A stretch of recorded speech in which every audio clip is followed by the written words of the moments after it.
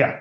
To that end, without summarizing the past 18 months of headlines, both in cybersecurity and the job force at large, we certainly know about the cyber skills gap, and we talk about it here all the time. And the news at large talks about the great resignation and the way that the workforce has become maybe a little more stealthy in terms of where people are going once they quit jobs that they were untenable during COVID, or they just wanted to make a change. So one of the things I discussed with a past guest was how, say, an aspiring cybersecurity professional who might come from a remote or small town with fewer opportunities, as I said, can do this type of work, but how to sort of acquire experience to make themselves attractive to jobs in denser employment locations. So speaking to your point about how SOCs don't have to be in one place, can you talk about how embracing rather than fighting against the fractionalization of the SOC can bring new talent into the team?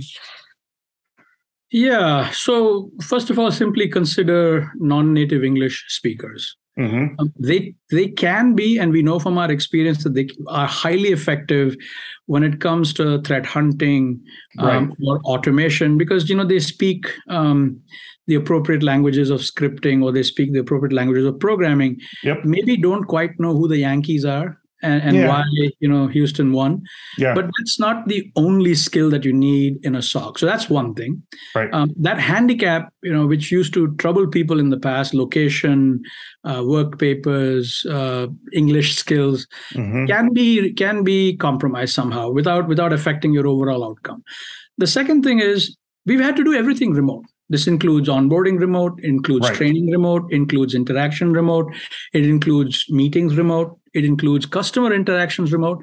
Even if we're willing to go to a customer location, very often they're not there for us to meet them. And so Right. things must be remote. Mm-hmm. And so this opens the door for folks that aren't in maybe major metros within striking distance of Silicon Valley or New York City, and can get this kind of stuff. Of course, we're assuming that they have a proper broadband internet always on connection. Yeah, sure. But that has become a common thing now. How about some free cybersecurity training resources for you and your team? Just go to infosecinstitute.com/free to get ebooks, training guides, and more than 100 cybersecurity training courses, all free for CyberWork listeners. Go to infosecinstitute.com/free and start learning crucial new skills today.